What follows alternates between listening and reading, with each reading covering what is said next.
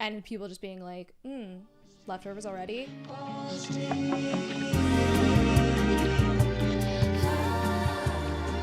In general, I find that Thanksgiving can be a little triggering for me, and from like my ED specifically, because that stands for eating disorder, FYI. Yeah, and like I'm sure that this is true for a lot of people, because even though it's like such a day of community, it's also a day of a lot of eating, and I think it probably for a lot of people triggers the desire to like control or binge or restrict, and like obviously eating disorders, you know, manifest in many different ways for many different people. But anytime that there's a holiday, like specifically about fasting or restricting, studies have shown that that does trigger relapses or stressors for more ED. So, yeah.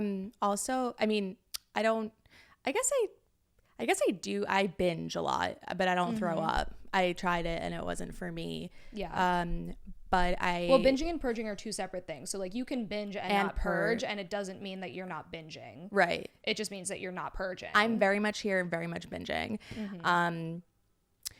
I think what's triggering to me is if when I eat like in front of my dad or people who have in the past heavily criticized I feel or tried to control what I'm eating. And so many women have ED, like, or you know, just weird food tendencies that I'm sure it relates to so well, many and I think of you like guys. even if you don't necessarily identify as having an ED, or even if you haven't been diagnosed, because only 10% of people have EDs, you probably, because of the way that we're raised, especially women, have poor habits around or shame surrounding food. And like I know even for me, like leading up to Thanksgiving, I always get super self-conscious, because not only is it Thanksgiving, but it's the start of the holiday season where it's like, I know I'm going to be inside more. I know I'm going to be eating more because it's Thanksgiving and Friendsgivings and like Christmas or Hanukkah or like whatever. And like so many all of these like family like foods. Holidays. Everyone's baking fucking cookies. Yeah. And you drink at a lot of these events. Like people are throwing parties. And then by the time you get to New Year's, it's like we've just done 2 months of basically like feasting. It becomes like impossible to find an outfit. Like, how am I supposed to dress my turkey of a... Actually, turkeys aren't like fat. Turkeys are like kind of sexy. Like I don't know if you've ever seen someone like butter up a turkey and like stuff it, but it is oddly erotic. Like watching a person stuff a turkey is odd. It's weird. I understand. It's kind of like stuffing. Yeah, well, because it literally just kind of evokes the imagery of sex. So you're like you can't help but make the connection. But anyway, so if you're like me and Arielle, who like get triggered by your parents being like, you sure you want to eat that? Yeah. Fuck or it's you. like after dinner and you go to get snacks or like leftovers, because I love Thanksgiving leftovers. Like I honestly feel like their like food is better like the next day or at 2 a.m. Cold? You know, whatever. Oh yeah. I shamelessly will eat anything cold. And people just being like, leftovers already. If that's triggering to you, or if just the entire day is triggering, I did some research, and these are like some things you can do to kind of mitigate or minimize Thank you, Rachel. the stress around it. So like I said, like obviously EDs manifest differently for everyone, but a main common denominator for a lot of them is control. So when you feel like you don't have control over the day, that can be incredibly triggering to people. So a lot of the advice I found is like just control the things that you can and kind of put a plan in place. So whether you talk to a therapist and you're like, I know this day is going to be stressful for me, like how can I stop it?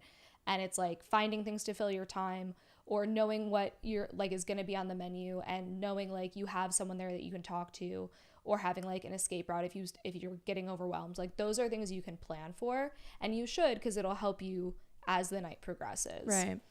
The other advice is like don't fast throughout the day, because I think a lot of people in preparation of Thanksgiving will be like, okay, well, I'm just not going to eat all morning or all like afternoon, so that I'm like empty and prepared, and then I can eat everything I want then to. You overeat. But then you overeat. So like remind yourself to like eat throughout the day. Like it is a normal day where you're just having a really decadent meal at the end of it, and that's totally okay and normal. It's not something we need to like punish our bodies in preparation for. Yeah, just eat a light meal, like have a yogurt, a banana, grab snacks, some like turkey slices. I thought this was really interesting, but there was one psychologist who said that conflict is a stressor, and because Thanksgiving, since like basically 2016, has been a point of contention for a lot of families. Like if you have political differences, or you have like family members who just don't see eye to eye, those conflicts, those conversational conflicts can be triggers and stressors for you.